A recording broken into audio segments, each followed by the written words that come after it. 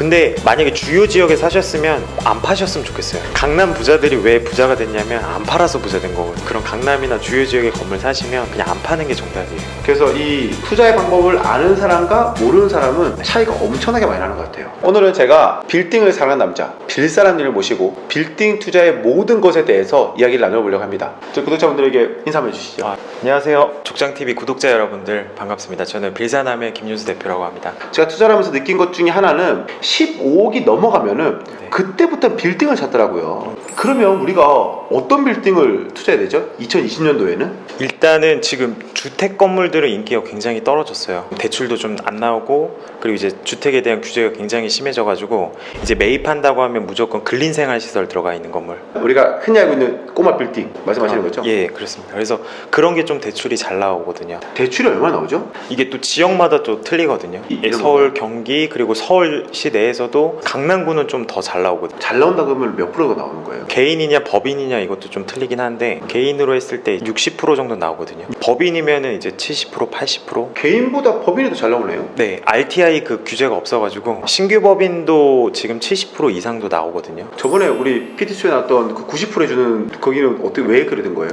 근데 그렇게 실제로 해줘요. 90%까지도 해줘요. 90%까지 해주는 건 어떤 거예요? 재무제표가 일단 좋아야 돼요, 법인에. 뭐 예를 들어서 제조업을 하시고 그리고 업력도 좀 되시고 재무제표만 좀 좋으면 90%까지도 나오거든요. 실제로도 저희 고객분들도 많이 그렇게 받으시고. 저는 어떻게 받아야 돼요? 네. 말씀하신 대로 제조업이 들어가야 되잖아요. 네, 업이 좀 부동산 임대업은 썩 좋게는 안 봐요. 그러니까. 네, 그래서 다른 업을 하고 계신 분들이 제일 좋아요. 저번 연예인도 보니까 네. 다른 업 많았던데. 그래서 약간 좀 네. 그러긴 한데. 네. 제가 이제 또 요식을 시작했던 것도 그런 거였거든요.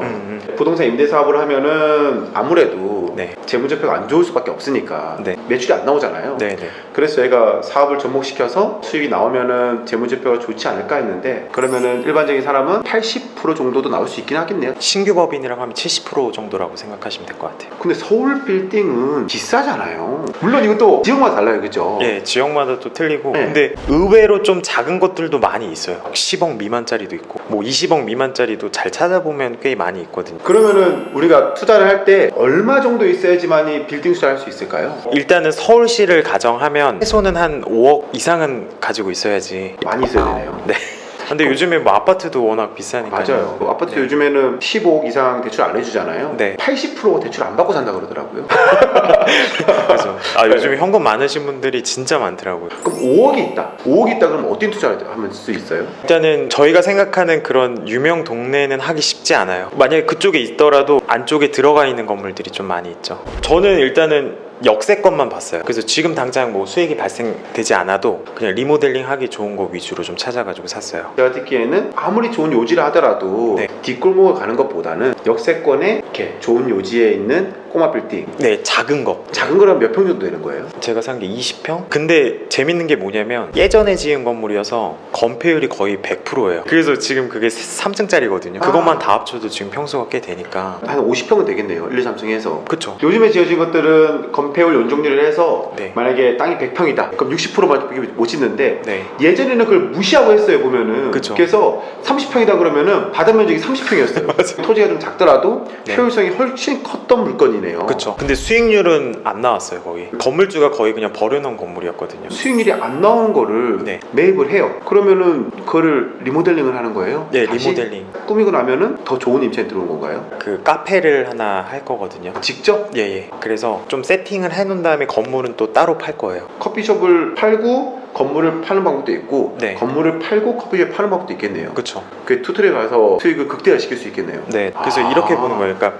리모델링을 다 해놓고 역세권의 대로변에 20억 안 되는 빌딩이다. 그럼 잘 팔리거든요. 그리고 그럼- 커피숍이 일단 장사가 잘 돼야겠죠. 그쵸. 그게 관건이잖아요. 네. 그것도 어떻게 보면은 하고 싶어 하시는 분들이 있는 거죠, 이렇게. 네. 그러면은 이거 제일 처음에 사실 때 네. 한 10억 안팎이라고 하셨는데 네. 살 때 수익률은 얼마나 됐어요? 수익률은 1%요. 1%? 네.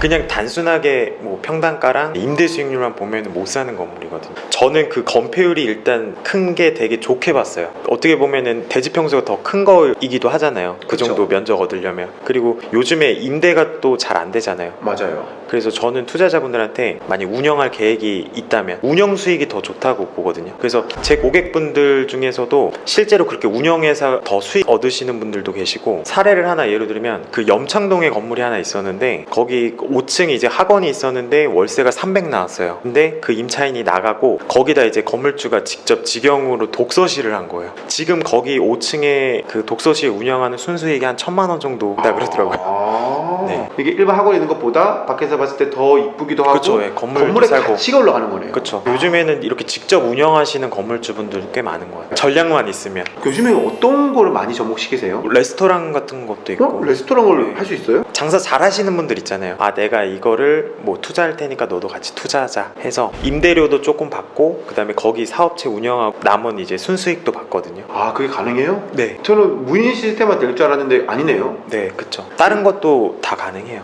그게 또 어떤 사례가 있어요, 그런 게? 일단은 돈이 많이 남아야 돼요. 같이 할 만한 사람이 있으면 같이 하는 것도 괜찮을 것 같아요. 요즘에 임대차 보호법이 굉장히 강화됐잖아요. 맞아요. 그래서 임차인 한번 들이면 무조건 갱신요건 10년까지 있어가지고, 그래서 저는 그냥 내가 해야겠다 해가지고 한 거거든요. 아, 1, 2, 3층 전부 다? 네, 전부 다. 실제로 지금 모르겠는데요? 또 다른 데 해놓은 데가 있어요. 그것도 대박 났거든요. 와, 네. 이러만 보이는 거구나. 그럼 맨날 임대만 주려고 하다 보니까 네. 아니, 되게 머리가 많이 아팠거든요. 그쵸. 임대 안 나가고 막 이제 네. 속 썩이고 그러니까. 네, 공실 생기고 그러면은 누굴 드릴까 이것만 고민했는데 사서 내가 직접 세팅을 하고 네. 권리금도 받을 수 있고 네. 매각하는 방법. 그쵸. 괜찮은데요? 외식업 하셨잖아요. 네, 그죠? 그래서 그런 노하우들 더 많으실 것 같은데요. 빌사님은 너무 잘하셨으니까 아. 그런 거고, 네. 저는 요식업 중에서도 국밥을 팔았잖아요. 국밥은 힘들어요. 국밥은 근데 안 하는 게 좋을 것 같아요. 만약에 그 세팅을 해서 1,000만 원 수익이 나온다. 그러면 어느 정도의 또 다시 수익을 볼 수 있을까요? 제 예상 2배 정도 수익 본 다음에 팔 거거든요. 아, 장사를 일단 잘해야 돼요. 그게 키포인트긴 한 것 같아요. 저희가 나중에 이거 건물을 내놨을 때 손님이 많아야 되잖아요. 일단 이거 장사하실 분이 되게 중요한 것 같아요. 이 사업은. 저또 그분들 소개시켜주면 안 돼요? 다음에 기회가 되면. 직접 하신 거 말고도 또 어떠한 투자를 했을 때 빌딩으로 투자를 할 수 있는 노하우? 저는 좀 고객들한테 말할 때 완성돼 있는 거 사지 말라 그러거든요. 그러니까 누가 세팅해 놓은 거. 먹을 게 많이 없거든요. 아, 나 슬프다. 내 거 못 팔 것 같아. 근데 그거는 나이가 좀 많으신 분들은 맞아, 그분들한테 맞아요. 그 맞잖아요. 네. 젊으신 분들, 30, 40대 분들에게는 당연히 저도 그게 맞다 생각을 해요. 왜냐면은 그만큼 빌딩을 많이 보러 다녔으면은 네. 보는 눈이 있을 거 아니에요. 네. 완성되지 않는 빌딩을 추천해 주시는 거예요. 네, 완성되지 않고 뭐 지금 당장 수익이 안 나와도 되고요. 그 수익이 안 나온다라는 게 어떤 느낌인 거예요? 제가 예를 들어서 저희가 5억 투자했으면은 또 월세가 조금만 나와야지만 버틸 수 있긴 하잖아요. 이자를 내는데 마이너스야. 그러면 네. 또 안 되잖아요. 그렇죠. 저는 일단 최악의 경우를 생각해요. 다 공실 때 1년은 버틸 만한 자금이 있어야 되기도 하고, 가장 중요한 게 임대 수익보다는 조금 팔 때 많이 나거든요. 네, 그래서 저는 운영 계획이랑 매각 계획이 제일 중요하다고 생각해요. 사는 것도 중요하지만 운영해서 파는 게 제일 중요하기 때문에 지금 당장 이게 수익이 나오든 안 나오든 그건 상관없는 것 같아요. 네. 그러면은 어느 정도의 그 플랜을 보는 거죠? 개인인 경우에는 3년이 돼야지 장기 보유 특별공제가 되거든요. 그래서 개인분들은 일단 최소 3년 이상은 좀 보유하셨으면 좋겠어요. 네. 법인 같은 경우에는 법인세를 내는 거고. 네, 그냥 법인세 22% 내는 거고. 저도 매일 하는 말이거든요. 월세 수익은 보너스다. 월세 수익을 받아서는 부자가 될 수 없어요. 근데 많은 강사분들이 얘기하는 거는 임대 수익이 나야 된다. 예, 예. 근데 솔직히 대출만 많이 받으면은 아무리 안 주고 사더라도 임대 수익이 안 날 수 없잖아요. 네. 그 흡자 포인트를 많이들 모르고 하는데 말씀하시는 거 맞는 것 같아요. 보면 진짜 수익을 팔 때. 이때 매덕이 나는 거예요. 그래서 이 투자의 방법을 아는 사람과 모르는 사람은 네. 차이가 엄청나게 많이 나는 것 같아요. 근데 만약에 주요 지역에 사셨으면 안 파셨으면 좋겠어요. 3년 뒤, 5년 뒤 되면은 이게 또 가격이 올라 있거든요. 그럼 감정 다시 봐서 대출 더 받아서 맞아요. 강남 부자들이 왜 부자가 됐냐면 안 팔아서 부자 된 거거든요. 그런 강남이나 주요 지역의 건물 사시면 그냥 안 파는 게 정답이에요. 그래서 강남 건물 많이 가지고 계신 분들 진짜 많아요. 이게 참 슬픈 거지만 네. 인정을 해야 되는 이 시대가 온 거잖아요. 그러니까 저도 이 업 하다 보면 되게 뭔가 자괴감이 오거든요. 어떻게 순식간에 이 정도 금액을 벌지? 내가 사줬는데.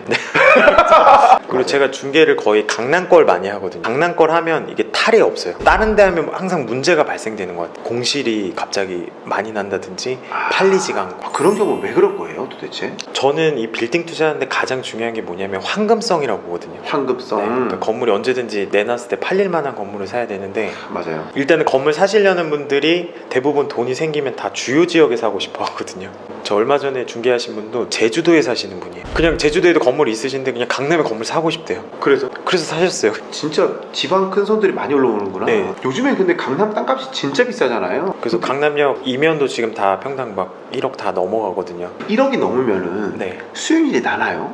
수익률 안 나오죠. 수익률이 안 나오면은 폭탄 돌리기 아닌가라는 생각이 들긴 하는데 네. 그런 느낌은 아니에요? 근데 강남은 좀 다른 곳 같아요. 약간 다르다? 원래 처음에 저 일했을 때까지만 해도 사람들 강남 요구 수익률 무조건 6% 가까이 됐거든요. 지금은 한 2%만 돼도 사거든요. 그래서 맞아요. 일단 요구 수익률이 많이 내려갔고, 그리고 강남 같은 경우에는 그냥 상징성 그리고 투자 욕구 때문에 사시는 분들이 많이 있는 것 같아요. 청담동 같은 경우에는 그냥 사는 거예요. 그래 저 그게 궁금했어요. 네. 투자를 하면서 저 같은 경우에는 수익률이 안 나오면 투자를 못 그쵸? 하거든요. 네, 맞아요. 그게 맞는 거죠. 네, 물론 이제 강남도 그렇지만은 네. 종로 같은 경우도 그게 많잖아요. 아, 맞아요. 네. 거기 같은 경우에도 나 종로에 땅이 있어 이런 느낌이 사람 많더라고요. 네, 네. 이미 종로 부분들은 월세 수익률이 좋을 수가 없는 곳이잖아요. 네. 많이 노후화된 데도 많고 네. 강남은 그래 임대 수익률이 나왔었는데 종로 임대 수익이 안 나는데도 불구하고 평당 뭐 1억 5천 2억에 막 사시더라고요. 근데 그런 것 같이 되면은 문제가 생기지 않나요? 수익률 계산 안 하고 투자한 건물들은 팔기가 쉽지 않을 것 같아요. 강남구에 만약에 투자하신다 그러면 그 수익률이 당장 안 나온다 그래도 뭔가 개선했을 때 말씀드렸던 그 요구 수익률 정도는 나와야지 투자를 해야 되는 거거든요. 뭐 어느 정도 나와야 돼요? 최소한? 최소 3% 이상은 나와야죠. 그렇죠. 네. 최소 3% 이상 나와야지 거래가 되잖아요. 그게 맞는 건데 그죠? 네, 맞아요. 이게 보면서 참 씁쓸한 게 뭐냐면은 사업을 접목시켜서 사업 수익이 나오는 것도 너무나 좋지만 일반적으로 임차인이 들어가서 수익 나서 돈을 가져갈 수 있는 시스템 만들어줘야 그렇죠. 되잖아요. 네, 그게 맞는 거죠. 그런데 당신들이 너무 비싸게 사면은 네. 그 구조가 안 되는 거잖아요. 네, 네. 그러면 그게 좀 잘못된 거네요. 그럼 그런 거에 대해서는. 그것도 잘못된 거죠. 그러니까 좋은 매물을 찾으시려면 좋은 매물은 절대 광고하지 않거든요. 신문 광고 절대 안 내요. 왜냐하면 그거 안 내도 팔리거든요. 신문에 나오는 뭐 수익률 몇 프로짜리 실제로 가서 보면 허위 매물도 많고 고시텔이나 원룸 건물 막 방 쪽에 놓은 거 다 그거밖에 없거든요. 진짜 알짜 매물은 오픈 안 돼 있는 매물이에요. 저희 수강생분들께서도 네. 가면 계속 금매가 있대요.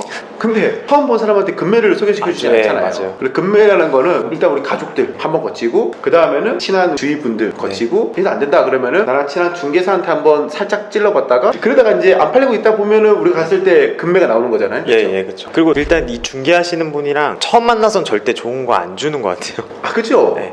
그리고 이런 경우도 있어요. 다른 경쟁 부동산에서 고객인 척 와요. 그래서 저희도 판단을 해요. 아, 이 사람이 부동산인가? 진짜 손님인가? 근데 그런 업체가 되게 많아요. 그래서 여러분들이 만약에 부동산에 좋은 매물 받고 싶으면은 일단 진짜 손님인 거를 인식을 시켜줘야 돼요. 어떻게 인식해주죠? 연예인이라 하더라도 분명히 실패한 사람이 있을 거거든요. 아니, 실패한 사람이 더 많아요. 이게 언론에 안 나와서 그렇지 제가 예전에 이제 기사를 많이 썼었거든요. 이제 실패 사례 해가지고. 근데 그때 이제